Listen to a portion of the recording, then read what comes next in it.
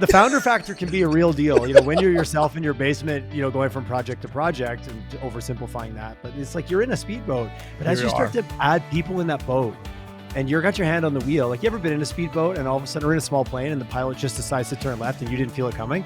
Yeah. It's going to be jarring any way you cut it. And I've thrown myself into the middle of it just because I love the energy that exists there. It's calibrating, and when you're so early and you have so many blind spots, it's hard to scale the failures down because everything's a high risk. Welcome back, everybody, to the Founders Corner. In today's episode, I have a very special guest with you. I actually did an episode with him on his podcast. His name is Tyler Chisholm, and he is the CEO of Clearmotive and also the host of Collision YYC, which is a local podcast. Tyler, welcome. Hey man, how are you? Thanks for having me on, brother. Good to be on the other side of the microphone. I was going to say, how does it feel being on the other side now? It's a little bit stressful. I'll be honest. Being the host, people think it's hard. It's actually pretty easy. You just got to be curious, kind, and actually generally interested. And it's not that hard to be a host. And so beauty. There's more than that, but I'm dealing with the pros. So how many episodes have you guys officially launched now? I think you're almost at 400. Yeah, we're at over 400 if you put the two together. So I originally started with They Just Get It, which was just a passion project about talking to local people, doing cool stuff during an economic time in Alberta and Calgary when every friggin' news story was negative, but I didn't buy it. I was like, you know what? This is untrue. Put that negative view away. I know. I'm like, there's enough of the negative. I'm going to be Johnny Positive, which that has a whole other story to it. But I've got 90 episodes of that one, which I started back in 2018. And I've got about we're approaching on 370 of Collisions YYC, which I started in the fall of 19. And then all of a sudden I wasn't sure where it was going to go. And it might not have gone anywhere except all of a sudden this little thing called a pandemic happened and everyone was available and everybody wanted to chat. Yeah. So I met more people during the first year of COVID than I met 3 years prior. Well, you know what? I love your episodes. I love how you do a variety of hosting because you yourself are such a vast, like you understand everything. That's what I love about having conversations. Okay. Thank you for setting me up for failure, but thank you. You're well welcome. Your standards are way too high in my books now, right?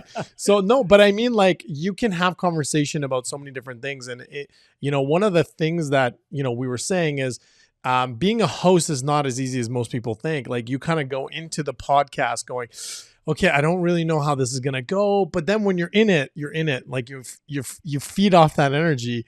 And I got to tell you, Tyler, like your energy is just unreal. Like I love your energy. So why don't you start us with like, what is the coolest thing you've ever heard in the community when you were doing your podcast? Like what? I know. Big ass. I should have prepped that one. That's a big one. You knew that was coming down the pipe. Yeah, no kidding. But in not so many terms. I'm going to speak broadly, and we'll see what comes up. Yeah, broadly. My mind works through the problem. Just the sheer diversity and variability that's happening in this market. And I moved to Calgary 20 some years ago. I didn't know anything about a barrel of oil and the price of gas, and I still don't know the fossil fuel industry. I've learned a little bit, but I claim no expertise. Earlier this week, I had a gentleman on, Jeremy McCrae, runs the energy desk over at Raymond James. So I got to pick his brain for 45 minutes. That's how I quote unquote learn things about energy. But when I started doing Collisions YYC, what I was really blown away, it was a bit of a selfish journey, but what I was most impressed by, like I could talk to someone working in life sciences today. I could talk to someone working in the energy sector tomorrow. I could talk to someone working in the fintech, and this could be all in the same day. During COVID, literally, I do 3 a day sometimes. Wow. The amount of diversity that goes on here, and of like, the biotech industry, by the way, our university pumps out some of the highest caliber talent in the country, but they all leave because we don't have a sector here yet to support it. That's right. Oh, okay. Well, but we've got energy transition. But did you know that we've got engineers that have been developing bleeding edge technology in the fossil fuels sector for X amount of years, and now some of them are now pivoting, or not to, that's a corporate swear word these days. Pivot. Yeah. They're reskilling to bring their skills into these other industries. Which, by the way, we're also leading in Alberta. It was the whole story of the sheer diversity that actually went on here. Like, you guys are all a bunch of cowboy rednecks. You're all right wing leaning, oil and gas touting, pickup truck nut, sporting individuals. And I'm like, that's not even close to true, actually. Yeah. And it's actually funny you mentioned that because a lot of people don't actually understand what Calgary has to offer. and we have such great talent. And by the way, the word pivot is like in a startup world, like that's like your second language, like pivot. What's the next pivot? Right. Do you even call it pivot, or is it's like the fish going, one fish saying to the other fish, God, the water's cold today. And the yeah, other let's fish move goes, the other way. Water? Water? What do you mean water? Like, isn't pivot just being in a startup? Like, could you just drop the term altogether? You really should. I think the word startup is pivot. It's Yeah. so funny though, because like to this day, like Corridor, like we still are kind of like, you're constantly doing these, like, I'll call them adjustments. So we don't say pivot, but like you're making these adjustments, and it's funny because within the office is the joke, like Sep is coming with another pivot. Here we go. Where are we going next? Right. Well, we all know the founder factor can be a real deal. When you're yourself in your basement, going from project to project and oversimplifying that. But it's like you're in a speedboat. But as you start to add people in that boat, and you've got your hand on the wheel, like you ever been in a speedboat and all of a sudden, or in a small plane and the pilot just decides to turn left and you didn't feel it coming? Yeah. It's going to be jarring any way you cut it. You know what I mean? Exactly. So that ability to like message out and allow like the willingness to be on the journey with that startup founder, but knowing you're in a speedboat and they might just yank the wheel or a customer reaches in and yanks the wheel for you. Actually, I was going to say, like, at the end of the day, it's not like he's yanking for fun. I'm not yanking for fun. If I can take the same, you know what I mean? Well, Sepehr, if you've already grown out of yanking for fun, then that's, anyways, I'm sorry. That's it for me. I'm calling quits. I'm ready for the big enterprise. Hire me, CEOs. Let's go. I'm ready to just mail it in and just do the thing, whether it's valid. Give me direction. Not. We got this. No, and so I think the cool part is the fact that, like, as a startup, you're constantly moving quickly and reiterating quickly. Within 3 months, you're almost like, okay, did that work? What we just did in the last 3 months, did that work? No. Okay, switch it around. Let's go. What did work, we keep. What we didn't work, we move on and try iteration. And I think that's the biggest advantage as a startup. Would you not agree with that?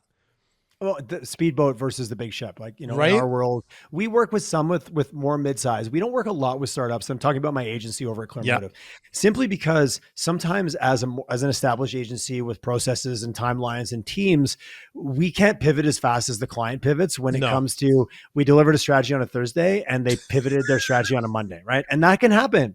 And it can be very stressful because all of a sudden nobody feels like they created value and nobody feels like they're getting value. And that can destroy that. But does that mean that that's inaccurate for the startup or for the young growing fledgling company to pivot like that?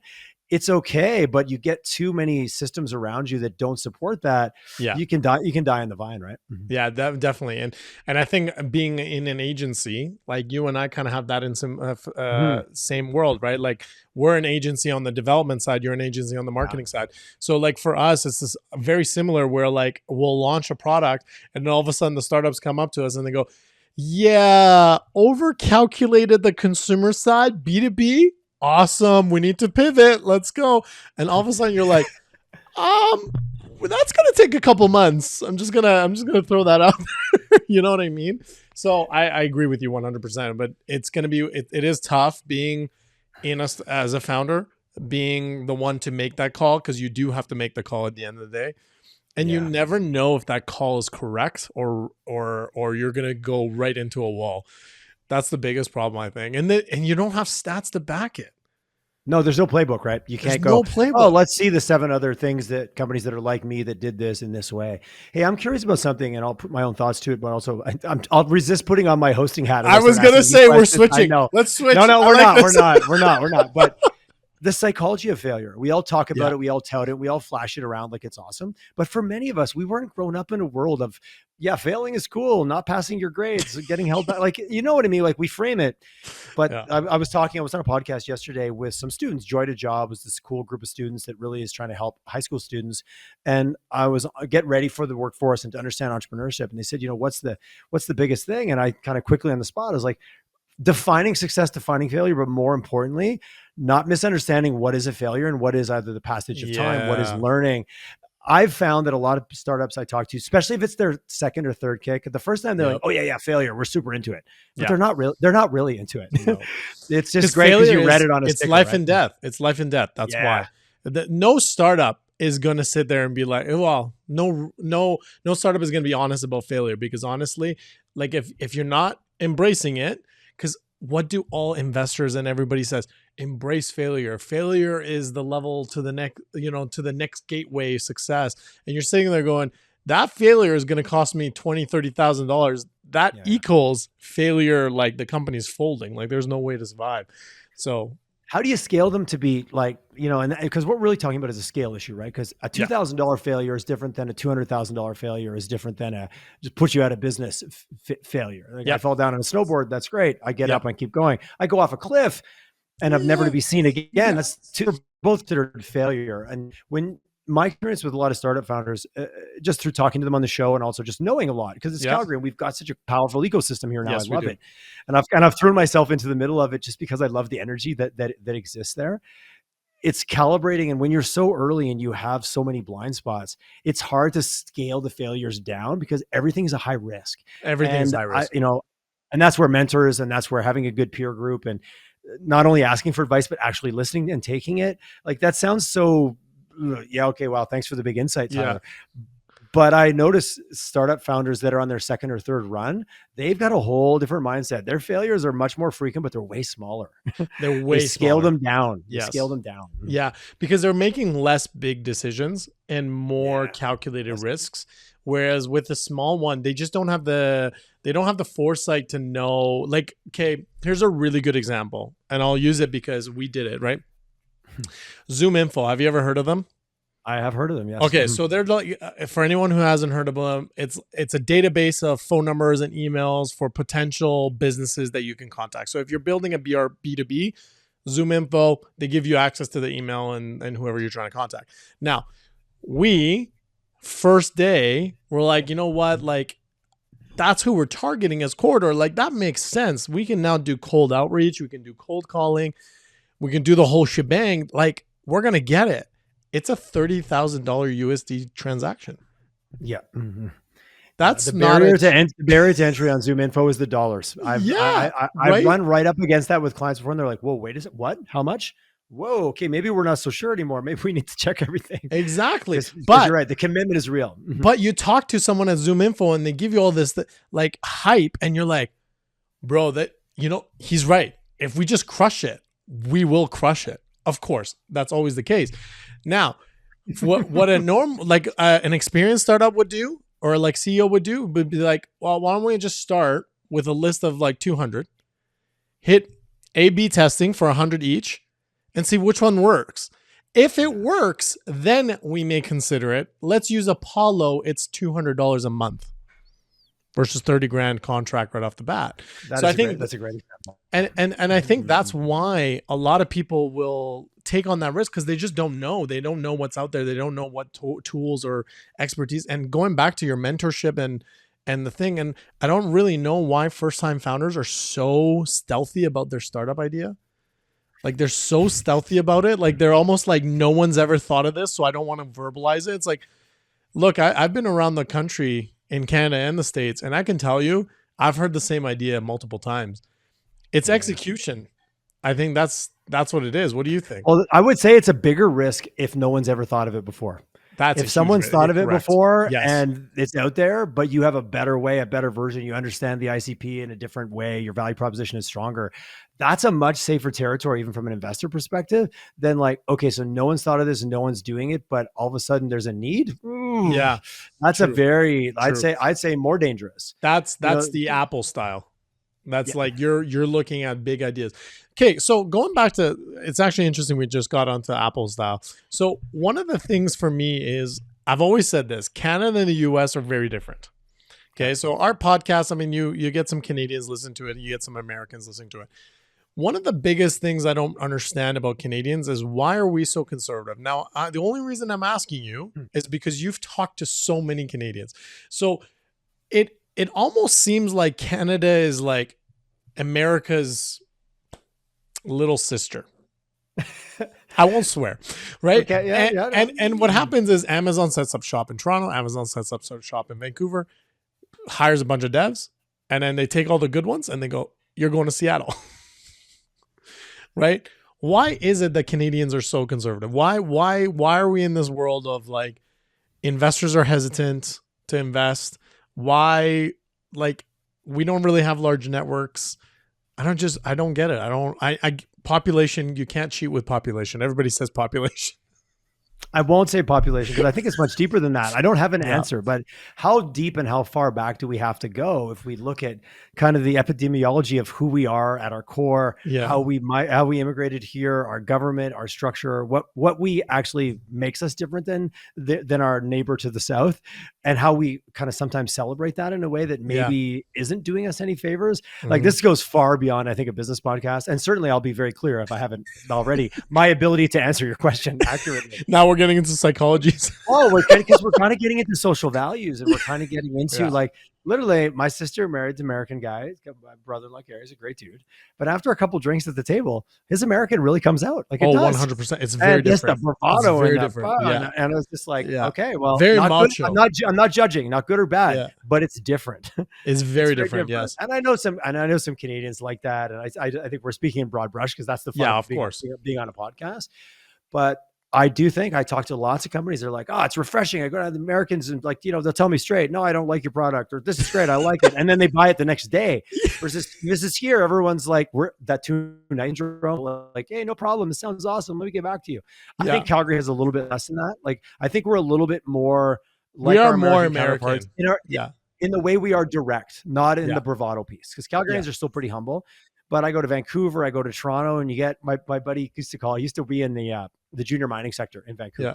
So he called it the Van Groovy special. I'd be like, oh yeah, we could do a deal. Yeah, winks and guns. Like, I'll call you tomorrow. We'll do lunch. Never hear from them again.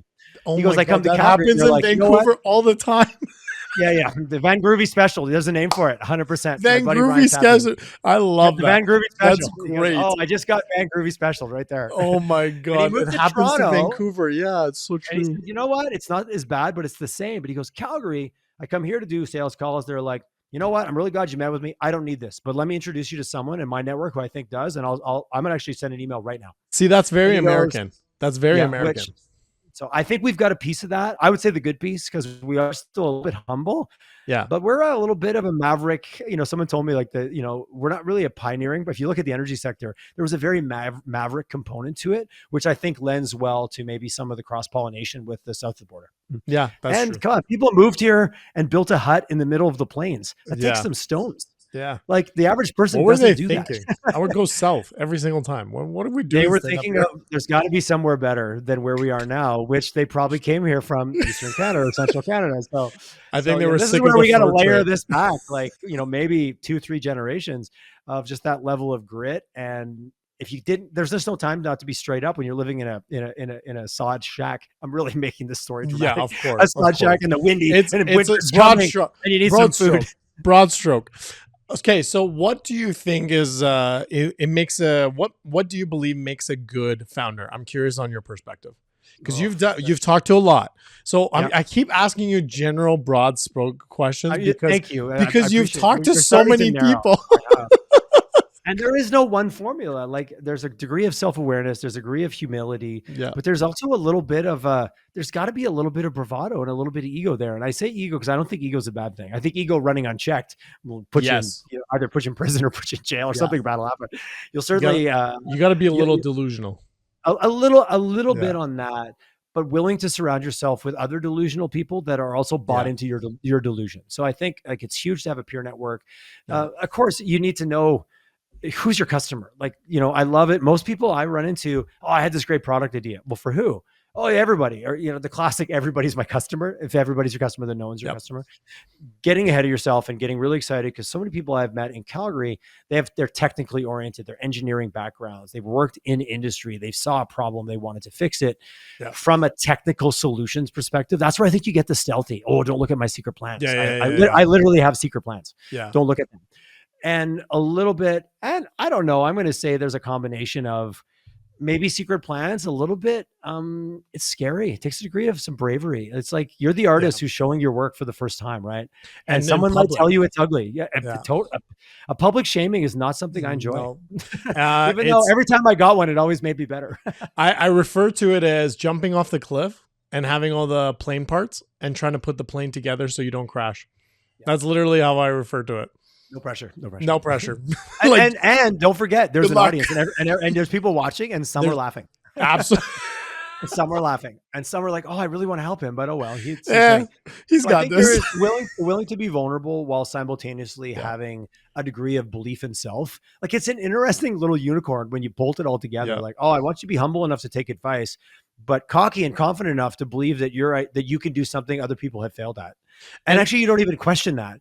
And oh, by the way, setbacks you'll call learning, and you'll go forward, and you'll create the reality distortion field, since we're going to use Apple a yeah, little bit, yeah. and what can't be done. Like, well, I don't even Get buy out of that. here. Yeah. But by the way, when you get to take those investor dollars, you got to be humble enough to also maybe take a little bit of advice. It's a Yeah. real double-edged sword, what we're asking for those founders to be, but those parts are required to get back to the question. So I would say, and you kind of actually use this as an example when you and I were having lunch, is that cockiness kind of flows into the company itself because we're all salespeople, right? Like Yes. founders, I believe, are the salespeople. Like you can do sales without a founder being a salesperson, but expect to spend a lot of money. A lot of mistakes will happen. Agreed. It's throwing money at the problem, which is fine. Like if you have it, like by all means. If you don't have the capability, good, that's fine.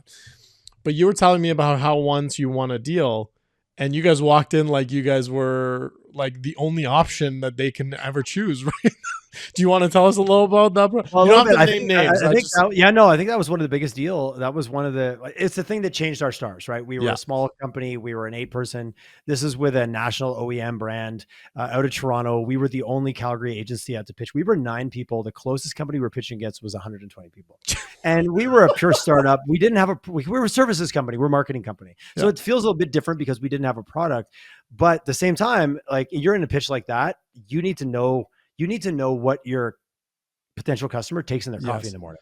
yes, And if you don't know that one drinks coffee and one drinks tea and one likes cream and one likes milk, you're not going 100%. to be their partner. So, No. and I remember coming in the room, and that was the moment that understanding the problem and actually what you're solving for is the only thing. And we identified that beyond creative and beyond the amazing, like look pretty and like do all the things that our Yeah. industry loves to do from a marketing perspective, win awards and be campaign oriented and do amazing creative, which don't get me wrong, I love amazing ad creative and I love creating it and seeing the look on a client's face when you nail it. But that really wasn't what they were buying. They wanted organization. They wanted structure.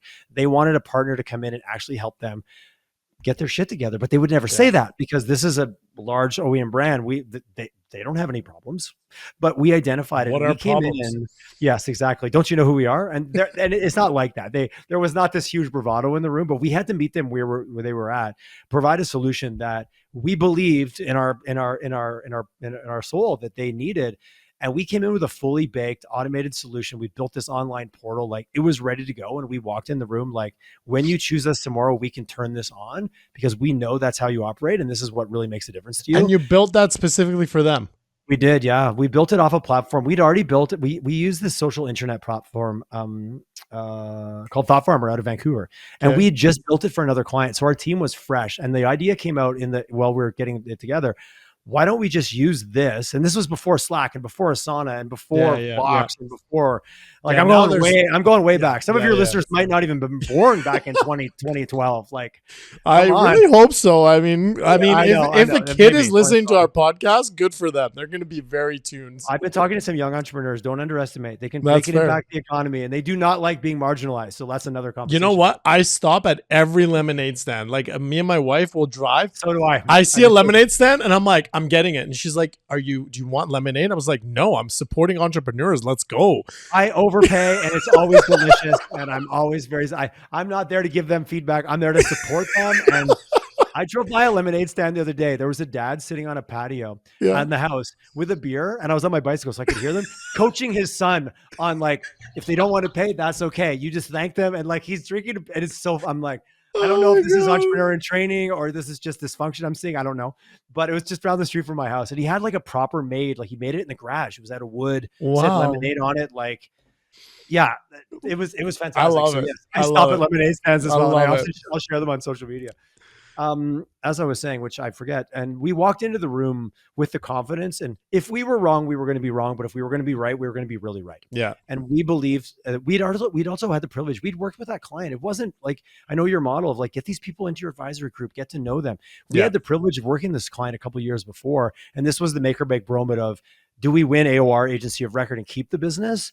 Or do we just become relegated to, oh, that's a client we used to have? Yeah. So we went all in, and we had an advisory board that we put together on our own side that we actually did a dress rehearsal pitch. We gave them the RFP, we let them read it. We pitched it to them. They gave us feedback. Like, we took that time to do everything we could to, simulate, to know the client, to be confident enough that, like, and sometimes, and you got to be willing to be wrong to be right also. Yes. If we would have got it wrong, we would have got it wrong, and we would have said, shit, that sucks, but we put our best foot forward.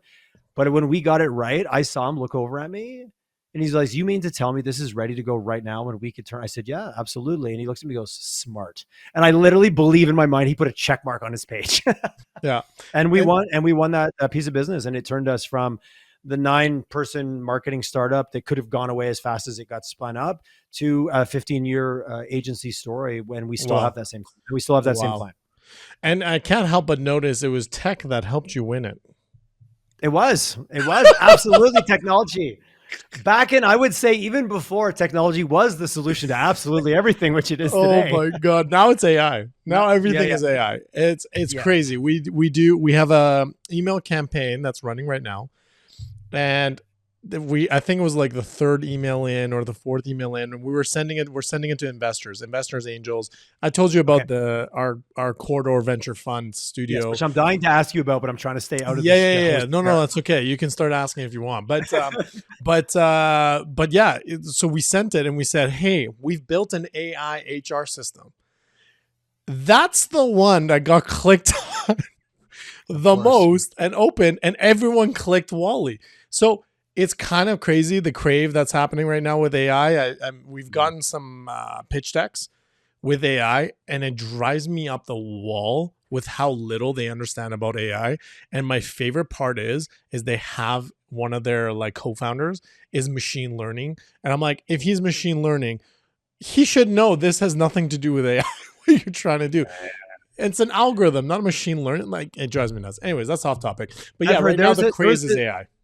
Okay. Well, is it, and how, I guess, from your perspective, what degree of FOMO is driving it versus just the excitement of a new opportunity? I guess maybe those things kind of almost coexist, right? I like that question. So here, I'll kind of give you the Cole's notes on it. So it is FOMO, regardless of how you want to look at it. Every single investor, angel, or VC, they want to somehow get into AI. Now, what that means, no one knows. That's the problem. So that comes back to the second part. So right now, like, AI to them is like, if you say AI, I'm curious and I want to learn more.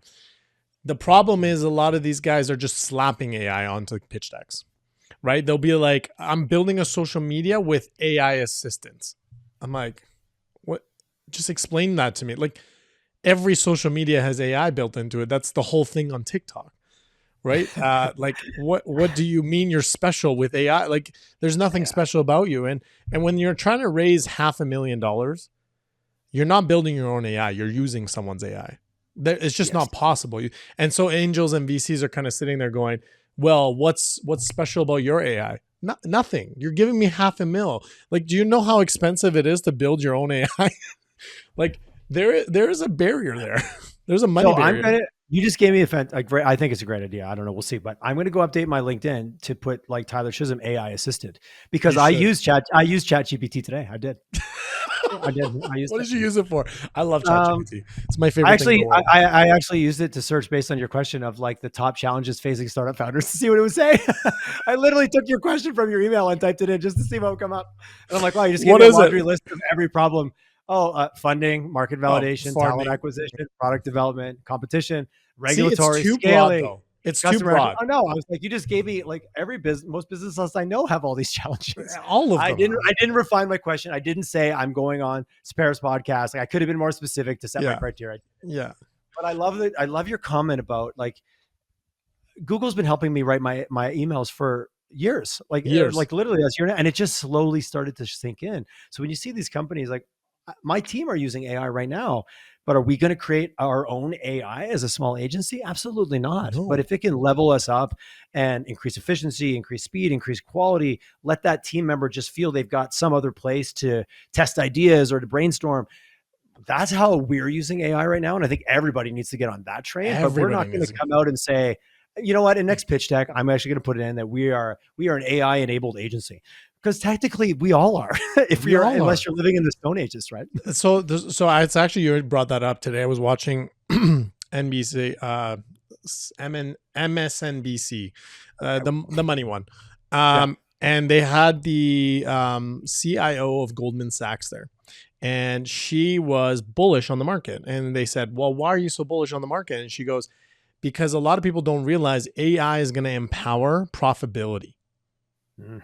I like that a lot, So actually. it's actually going to drive profitability for businesses. So yes, businesses have less sales, but they're also going to increase their margins because of the fact that you no longer need that one person to sit there and answer your emails, because realistically you can probably build one that will quickly do that for you, right? It depends on Or, how or, or, much. or at least get you 80% of the way to anything, right? That last Exactly. 20%, but 80% is a lot of A time lot. saved in my day if you take it like 5-minute chunks at a time. And to be honest with you, we do the same thing when we build personas for our clients, and we're helping them build out their model for, what they're going to do, build for the product.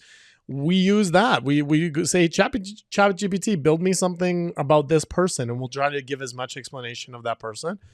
And it goes, this is their age, this is their rough, and you're kind of sitting there going, "Yep, that's good enough for me." You Yeah. know what I mean? And, Like, and I think the real clincher there, though, is I'm a junior individual. I just got started in a role and I got asked to create personas. The risk for me is, without mentorship or without support, I go to ChatGPT. I don't have enough experience in the not a trenches chance. to Yeah, go, you know what? Those points 6 and 7 are actually silly. Like, take those correct. out. Yes. Where you look at it and go, okay, I've done this before. I've spent the time. I've spent the late nights. I've done the capstone project on personas. But now all of a sudden, that's a challenge I see. If we run this 10 years out, we still need that mentorship. We still need that learning. 100%.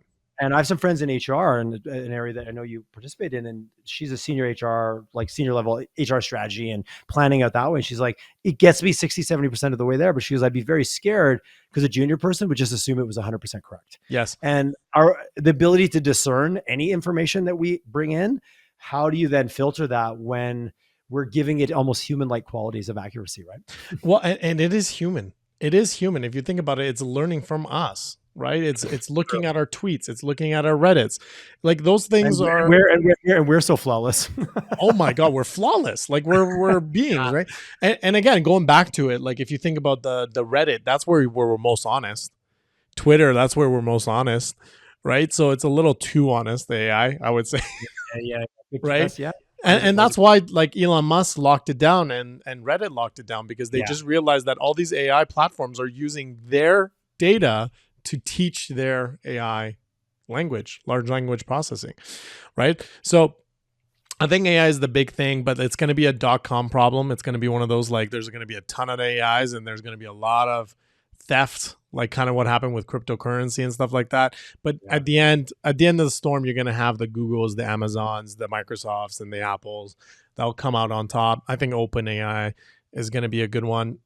But, like, at the end of the day, like, the big question is how does one who's a startup, how do they utilize the tools around them? And that's kind of like, we try that very hard.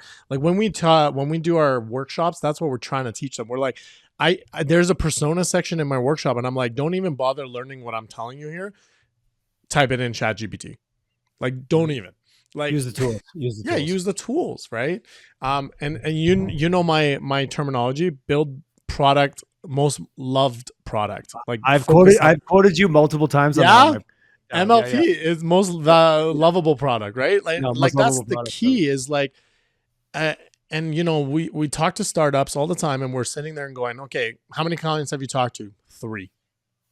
You're like, I don't know how to help you, right? You need to have 3 conversations a day, and they get so heavily bogged down by product. I think that's the whole point of AI right now, is like, they're just keep pumping out AI, and you're just like, what are you solving for? Like, I'm telling you right now, Tyler, like, I've gotten 10 pitch decks, and it was like, I cried internally. Like I was in tears. Hurt you in the feels. Hurt you right in the Yeah, soul. like I was just kind of like, one was like, whatever. I don't want to go into details because Yeah, of technically I'm course. not allowed to. But like some of the things they were saying, I was just like, dude, that's a search. That's an advanced search. I don't understand why you're mentioning AI here. I don't know why you have a co-founder with a machine learning. So machine learning is gonna find out my like habits on buying a product. Like, it's frustrating. It's very So frustrating being in that world. so when you're having those conversations, just kind of pulling on the vein that we're talking about here about, understanding your customer, understanding the problem you're solving, but really that third bucket, if we're just picking buckets here, would be the ability to know what tools you can get access to and how you can leverage them. Bang on.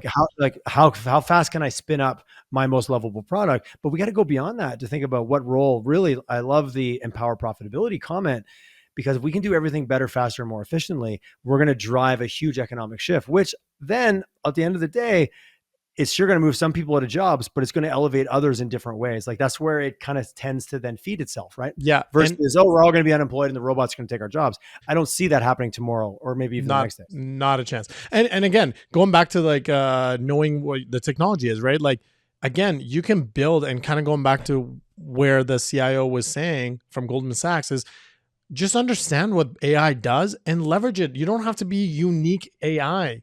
You can just integrate AI into your product. You don't have to be some fancy AI that you built for yourself. And you know what I mean?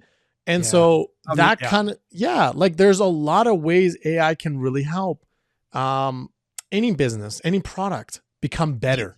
Do you think that wave will burn out fairly quickly just because the reality of how big these models are and the kind of the superpower companies that are behind it with the computing power and just the ability to actually spin up these AI models?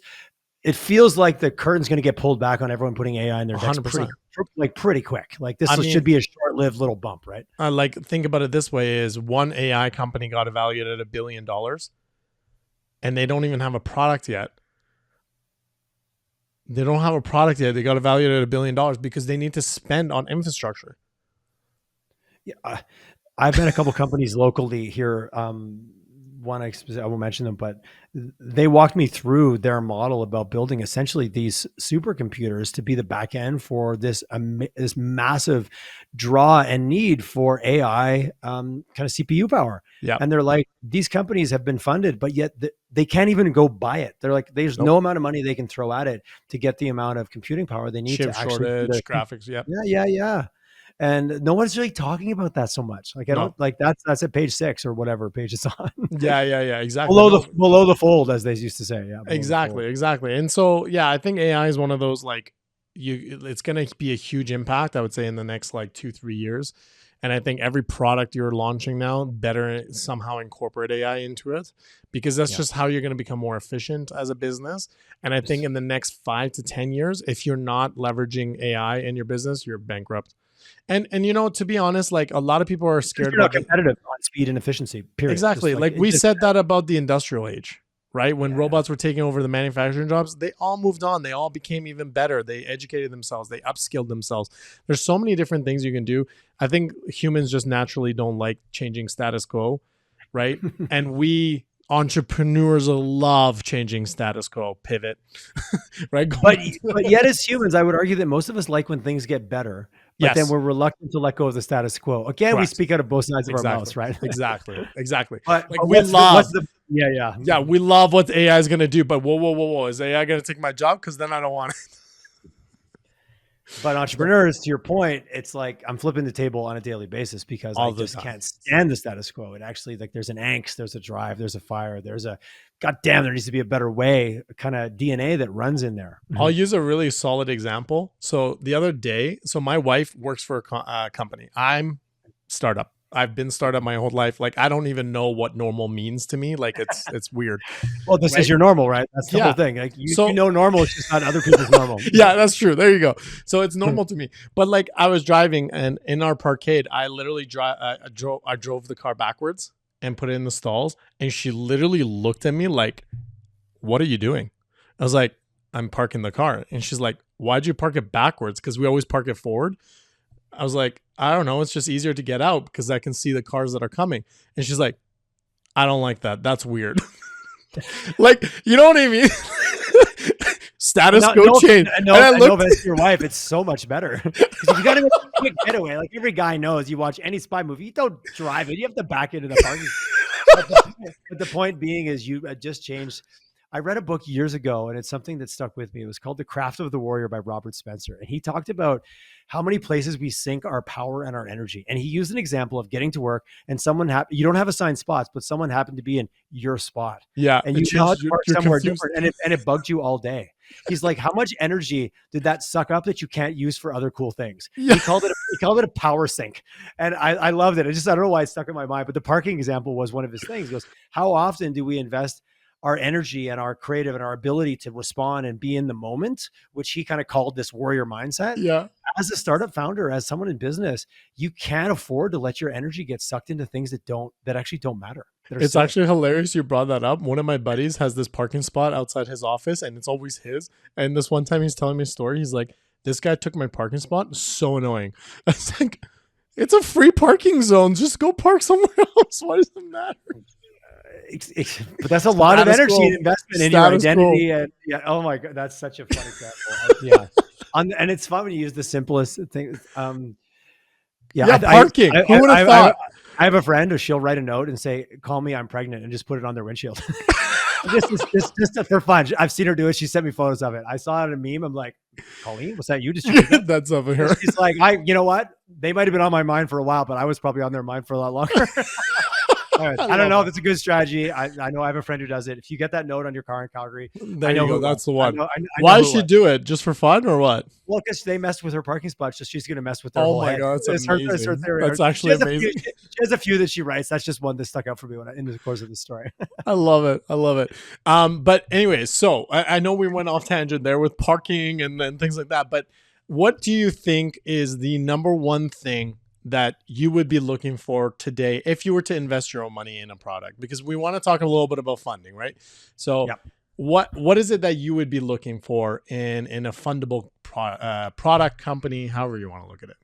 For me, I'm going to look for somebody who's a little bit farther down the line. I've just recently been in these conversations. I want to see a little bit more product market fit. I don't want to be at that early stage. If I'm going to invest in absolute kind of angel level, I'm probably going to partner with a fund, or there's a few funds in town that do that really well. They de-risk it to a certain extent, as much as you can. Like, I know it's what you're doing with your fund, which I really love. You're like, hey, let's mitigate the technology risk as much as we can, because that is a black hole. From an investor's perspective, like, okay, talk to me about how you're managing your tech and where the bottomless pit of money is going to go there. So I want to see something a little bit bigger. I want to see the ability to go, okay, we've got a product and it's working with this customer group. This customer group is bigger in other markets. We can maybe tweak the product slightly. I want to be involved a little bit more on that place where it's like, okay, we're maybe not Series B, but we're probably still Series A, and we've got a little bit more track record. There's probably not as much potential upside, but I'm going to de-risk it a little bit. So that's my own filter of what I'm looking for there. Angel stage, me going out trying to pick winners. I know I'm not good at that. It's not. I haven't spent enough time in this space. It is a special skill. It's like every guy thinks he's good at working out, but has never got anyone to show him how. I don't think I should just wake up good at investing in early stage startups. And I might have learned a few hard lessons. Like, I might have dropped a few weights to figure that out. You know, we're all good drivers, but none of us have taken driver's training. Why? Are you really the best? Are you really an IndyCar driver? You know what's funny? I always tell people, startups, I say, whenever you find someone who just came to money, or like, you know, they just started investing, go with them. They're always eager. They always think they're making the right call. They're a lot easier to. From a money perspective, but isn't the potential argument there that that's all you're getting is money, and maybe that's the problem. Networks, connections, 100%, insights, 100%. Like, that's you know, I'm turning 50 soon. I'm an old guy. I'm like, well, don't you want that partner who's really going to help you out here? So not the guy with the flashy car. So that's exactly what frustrates me. Actually, now that we're kind of on that topic, that's the one thing that frustrates me. The ones that can do that, they don't give enough. Right? They limit themselves to like 50 grand, and then they go, I'm diversifying, right? But it's like, I know a few of those guys. And then there's the ones that are like super excited to be part of the ecosystem. They're like, yeah, let's go. Like, and they give like hundreds to $200,000, but then they have no other source of giving besides that. And so I think a balance is the key. But like, again, going back to like Canada and the States, like, you can find an American angel investor who will do 200K that will give you all the access and connections and things you want. So that's the biggest. It's just a more mature ecosystem. That's just that right there. That was an example of an ecosystem that has a little bit more runway behind it than maybe specifically we do here in Western Canada. So outside of the energy sector, because the energy sector has its own little like. Oh, if you're building a product for energy sector, this is a great place to be. Like, or you're drilling a bunch of wells, and I have some startup companies who are like, oh, we're our initial, we're going to drill a few wells. We got 110 million in our first round. I'm like, okay, see, but they call themselves a startup. It's such a different conversation. Yeah, exactly. No, and to be honest with you, I don't think it's a more mature environment. Okay. I actually think it's more of a deal flow. Okay, let me explain. If you unpack that, what I'm trying to say is a Canadian investor takes 9 years to flip their money. So if I invest $100,000 in Tyler, I'm expecting that money to return in 9 years. In the States, it's 3 to 4 years. So an American actually flipped their money 3 times before a Canadian flipped it once. So that's why they're way more willing to talked about that on our podcast. Yeah, you kind of got through that number at me. That's right. Yeah. So I think that's what the big thing is the fact that there's just more deal flows that are happening in the States than it is in Canada. And that comes down to population. And your potential return on that investment, you're getting your money back, which then you can put back into play. If you know what gets, and it just becomes revolving. Yeah, successful first investments get good second investments too. Exactly. Right? Exactly. Bang on. Oh yeah. No, interesting perspective. Yeah, no, I do appreciate, like, it is just a different world. Are we headed in that direction from your experience? Are we headed there, or is it just in Canada? Yeah. It's a mental shift problem. So back to why are we who we are, right? Back to that question from the beginning. So a Canadian investor will always look at you and say, I want Series A results, but I'm going to evaluate you at seed or just a little after seed. So they'll give you like $1 million. Sure. If you get that, that's actually huge for Canada, by the way. If you can get $1 million deal, if you're not, we jump from 50 to $1 million. Yeah, absolutely. Yeah. So if you can get $1 million from one investor, that's huge. That's massive in Canada. They're going to evaluate like $3 million. Whereas in the States, the exact same deal will result $1 million for $10 million valuation. Significant. So and they give you USD. Yeah, and you've also got so much more room to move now on any of your future raises. Like that's the other thing I've heard from so many investors, and both startup side, people that have been through it. Like, be really careful on your dilution. Be really careful on your cap table. Be really, like, your first investments, you need to be thinking about your second, third, and fourth investments. Correct. So you don't blow it. And that's I've had that advice come at me almost every conversation with this cohort. That shows up in one way or another. Yeah, and all the investors do say that. And it's really frustrating because you're like, okay, I'm going to do that. And then you go to the investor and they're like, yeah, don't do that with us though. Like, I want more. That makes sense. Of course. Yeah. They all say that. Do what I say, but here's what I want to do. Yeah. At the end of the day, greed always jumps in, right? Like, at the end of the day, like, greed comes in and says, you know what? Like, yeah, no, totally. I did say that on the podcast, but like, this doesn't apply to you. So don't look at it that way. You know what I mean? That's later down pipeline, right? So that's when all those investors are telling you that they're different. They're not like the other guys. They care. They're going to treat you differently. Right? I've heard that joke's floated around quite a bit. I do agree with you though. Like, you should be picky about the investor, because the investor can really help. Like, an investor could help break or make the company as well. Mentorship, network, whatever it is. Like, we try to take on more of a mentorship approach. Here's 1,000 ways we've done startups. These don't work, so don't do that. Here's all the landmines. Here's the map to the minefield. And again, going back to the Apollo versus ZoomInfo. Oh, okay, you want to do cold calling? Try Apollo for 3 months. If you get a good result, then ZoomInfo makes sense, right? Which is the mature, de-risk, take a step. Exactly. We're not trying things, but we're going to try them in a very conservative way. Exactly. I love that example, because I even remember back the early days, like, well, we just got to take the risk. Like, we just got to do it. No, you don't. There's actually and especially now, because we have so many tools to accomplish things, right? 100%. And how important do you think the first hire is? Okay, not first hire. Okay, let me a lot of pressure on one. Let me rephrase my question. How important do you think it is to hire the right people for the job? That's a better question. And I'll explain why I'm asking that after you answer it. I think it's critical in the early stage because there's so few and there's so few bodies and so many hats to be worn. Yes. And the ability to be in the trenches with someone. And I'm going to take it like, yes, they have to have the right skills, but that's when you get back to like, well, the right skills for what? We might pivot a month from now, or we might be Yeah. doing something different. And you True. need to go like, can you work together? Can you tolerate each other? Are you ability? What's your ability to collaborate and work as a team? And say the word, team gets overused. I think Yeah. it's actually butchered.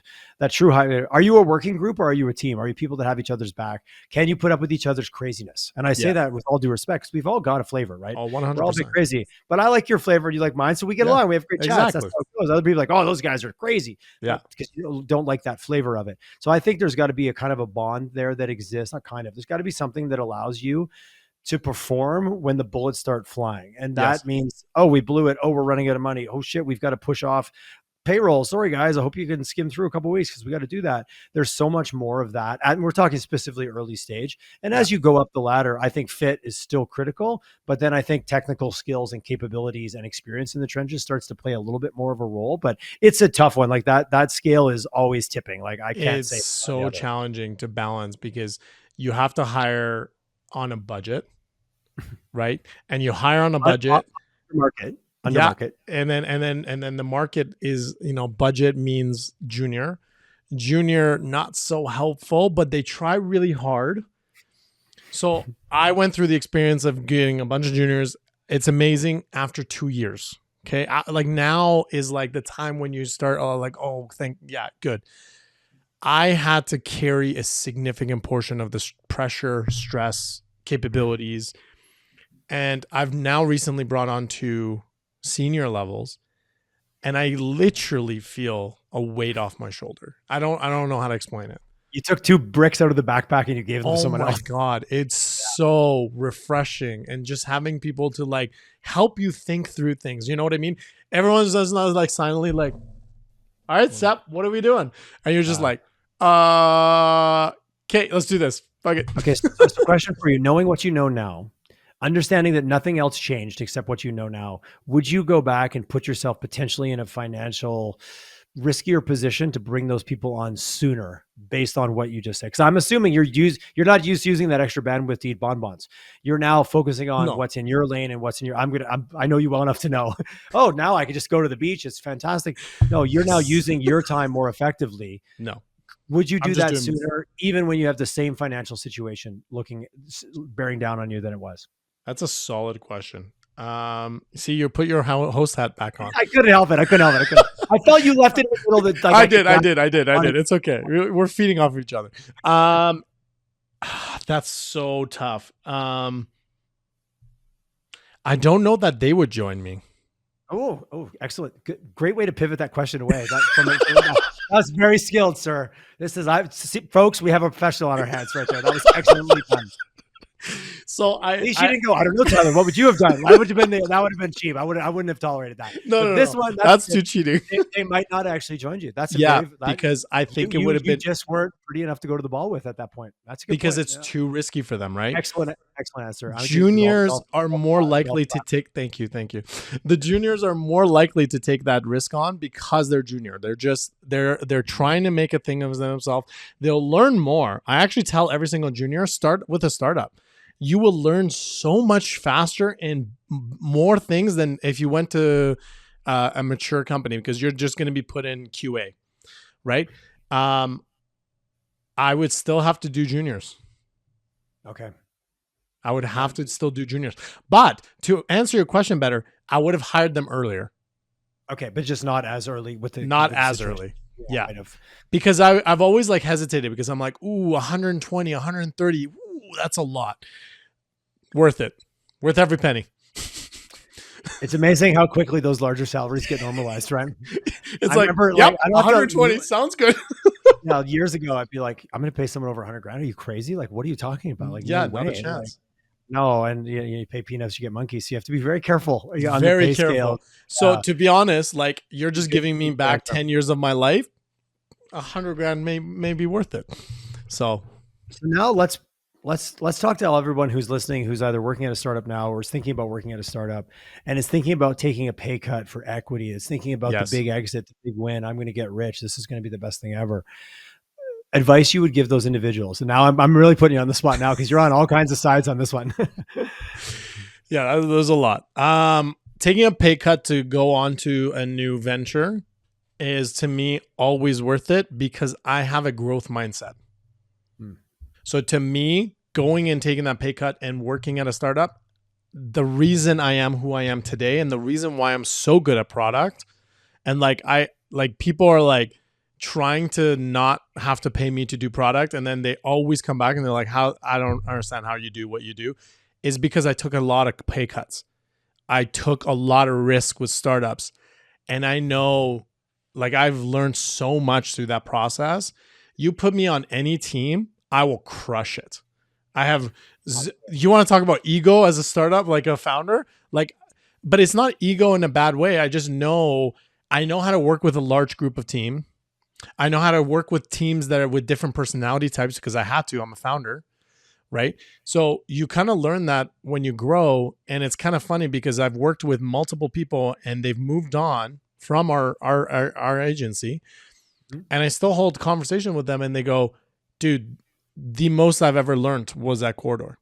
Does that make you, like, as a leader, doesn't that warm you when you, like, someone call you up and like, oh, I love that. I'm doing this job today, and because of what I learned working for you, someone who comes to mind immediately that I'm still friends with, and she's like, I got there, and all of a sudden they're like, how do you know how to, like, she goes, Yeah. I was a rock star, Yeah, because of what I learned at you. Like that's legacy that I can sleep well with at night, every night. exactly. And it's that leadership. They love you. They embrace you. They don't leave because they hate you. They leave because of, okay, now I'm ready to move on. I'm ready to go into the more structured life. To a certain degree, they should be leaving. It's okay. You know what I mean? Okay. Like, you're learning, you're moving to your next opportunity. Yep. You've taken the skills here, you're upskilling them over there. And then I run into them a few years later and I'm blown away at the titles or the roles that they have. I'm like, how did you get to there? But I'm like, you scaled up, you moved over here. Like, and let's not underestimate, sometimes you've got to break out of the fish tank to get into a bigger fish tank. Like, it's just how it is, right? Yep. Okay. And you answered your own question that you asked me, right? In my opinion, by taking that pay cut, going to a startup, it doesn't matter if it pays off in the long term, because realistically, you're taking what? Maybe 5%, 10%. If you're early enough, maybe 15, 20%, right? Like, yeah, it's huge. It's a great opportunity. It's a great learning opportunity. It will teach you how to handle stress significantly better. It will help you understand and embrace life more, in my opinion. Because I kind of told you after COVID, we were kind of in this null moment, and I was like, I don't like to chill. I want to work.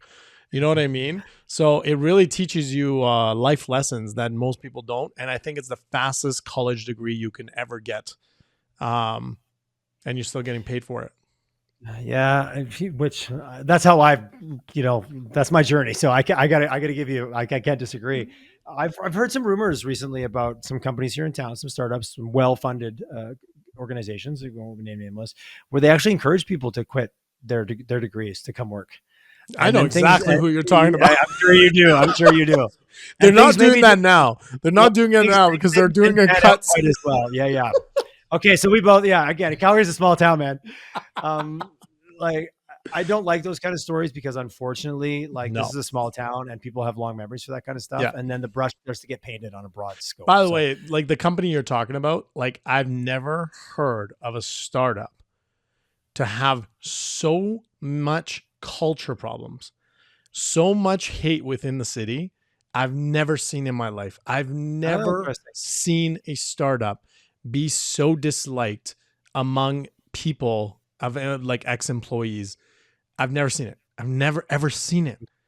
Their turnover was insane. Yeah. Well, massive. You bring, like, you got to the point they couldn't hire in Calgary. They couldn't hire in Calgary. They were all over the world now. So just simply because you burned so many bridges. Burned so many bridges, and that was one of them. Is like, oh, quit your degree, like, and a bunch of kids did, and they just got laid off. And now what are you gonna do? Now you're gonna go back to school and be like, I'm JK. I was just taking a year off. Like, bring me back.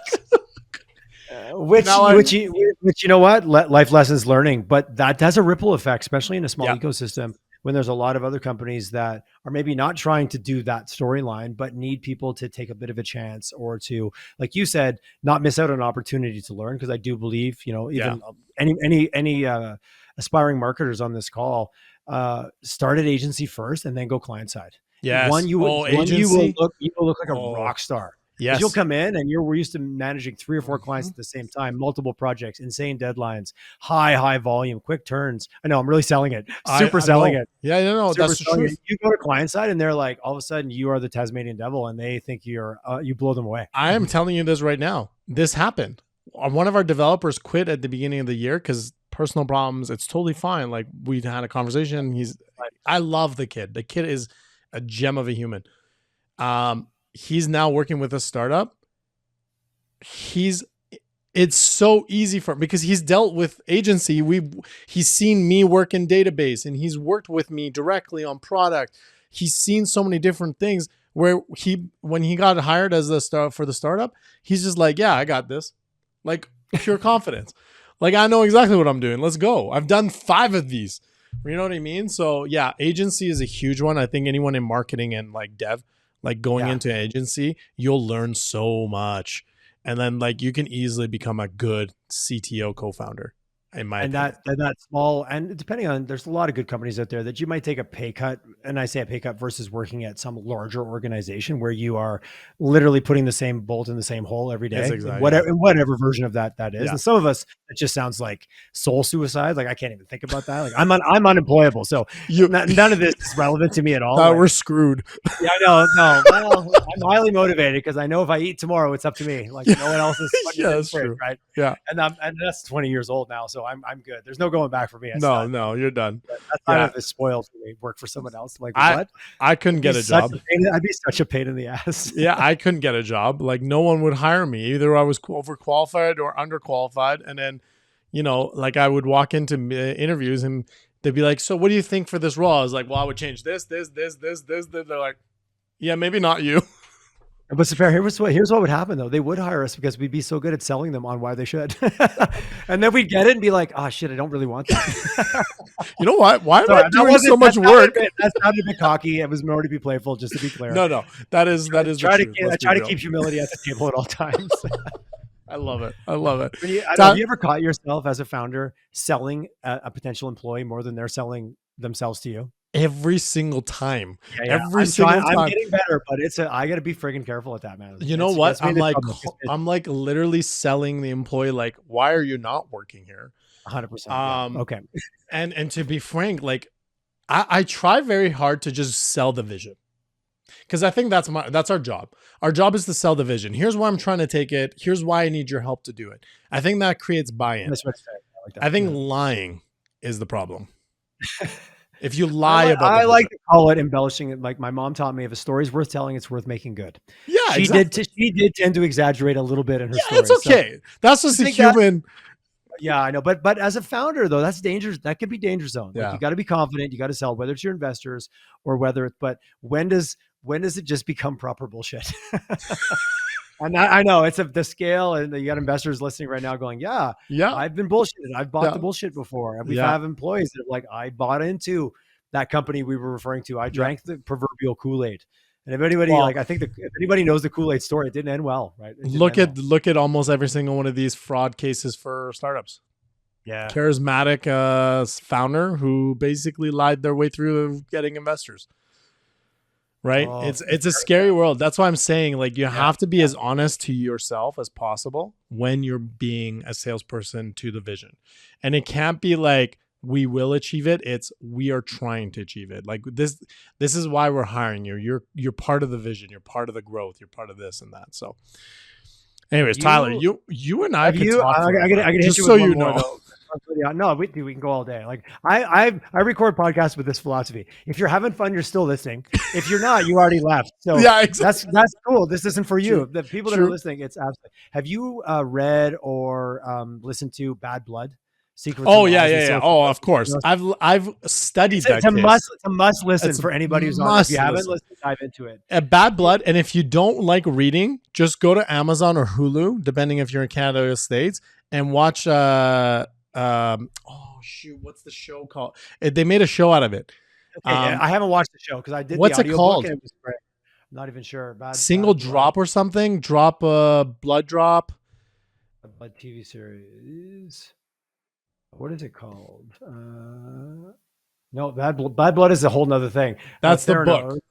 Yeah, no, there's it's a Montreal Mafia movie. Theranos series. Oh, the That one. Dropout. Dropout. Dropout. Great. That was very well done. That was probably the most accurate explanation of what happened to Theranos, and it blows my Interesting. mind. I haven't watched it. I'm gonna add it on the list.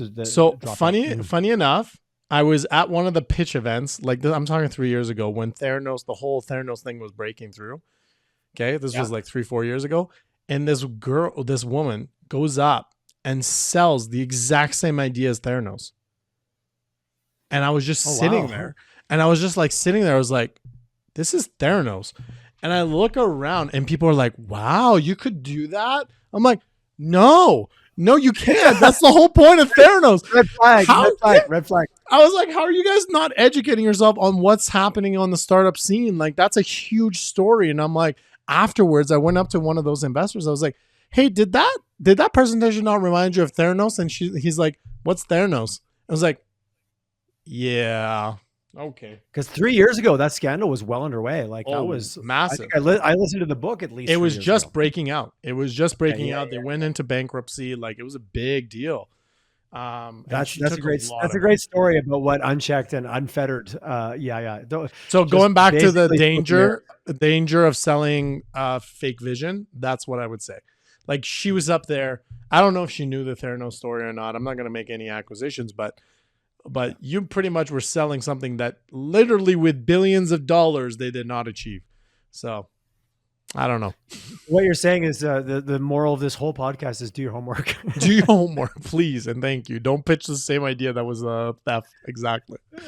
Sepehr, dude, love the chat. Thanks for having me on. Thank you for being on. Enjoyed it as much as I enjoyed it because I loved it. It was a blast, man. Love it. I love it. No, yeah, honestly, Tyler, I have a blast with you. Like just natural conversation with you is amazing, and I very much look up to you. You're very honest and great man, and you genuinely work your ass off, which I love. I love surrounding myself with people like that. So that's the key. All right. To everybody else, Founders Corner, thank you all for listening. Please like or subscribe. And if you know anyone that would take a benefit, I know we went on a lot of tangents, but they were solid tangents, I think, right? I don't think they were bad by any means. But until next time, Corridor out.